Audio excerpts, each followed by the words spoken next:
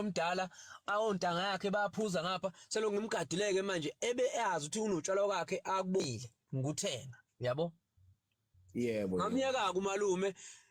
baze bafika ngothuke uyacabanga umuntu oyiphuzela nje ugoloko nje ongaphuza ubhiyo uphuza nje ugoloko ukuthi mangabe ezoqala ngo12 ukushaya uthi uzomfica esenjani uyabona ngaphezulu umdala lo muntu uyabona Yebo.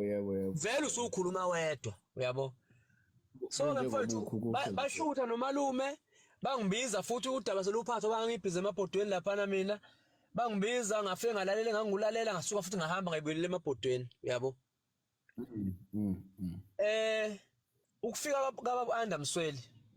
akuyena uAnda Msweli okhuluma indaba kaMthandeni umalume okhuluma indaba kaMthandeni futhi akakhulumanga ngoMthandeni ukhulume ngongizwe uMsweli yabo Yebo. uMsweli mfowethu mangabe ukufika kaMsweli miyeza ngeke ngitshele zonke indaba njengabantu bafowethu ababuye bebengathi bazi intatheli futhi abenzazi zonke ngizokhuluma lokho enikufuna kuphela manje unanjani akunakho okunye engikwaziyo engikutholile ngizwele ukuthi ubaba uMsweli ngoba kade ekhona ufike walekelela umalume ngesamba esingaphezulu kwemali elinganiselwe yenkomo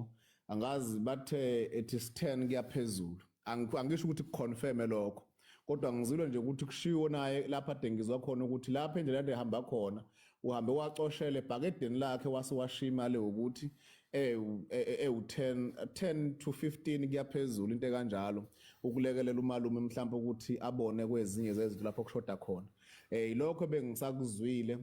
bese kuba ne-interview but of which ngikhuluma ngento ekade i-off cameras ukuthi uthe uAnda Msweli engashuthwa ngikutholile ngisabuze mina ngithi ngizoba nohlobo lo live olukanje lapha ade ngithola khona angazi ke lokho kwaziwa oSgwebo naye umalume ngoba kade bekhona ekhaya of which bekuwubuntu ke uma bevakashela umuntu ongasasebenzi njengawo umalume bekukuphila kakhulu umalume wakhala even na kuma podcast ngaphambilini wathi ngoba kade kuza umcimbi yena eseka nje bekube kubi kuze kwadingakala ukuthi anxenxe somewhere abantu abathize ukuthi bazama ukuthi bamlekelele ukuze ezokwazi accommodate abantu abazobe besekhaya lokho engikushoyo ngikhuluma iqiniso mawukuthi mhlawumbe kunomuntu objectayo ngicela ukuthi angiphikise with fact mangabe kungenzakalanga ngoba abantu bayabuka la and abantu baphinde babe izintatheli nabo ngokwabo ngiyabonga no Miyeza ngifuna ukuthi ke mfowethu yabona futhi ukufika kaMsweli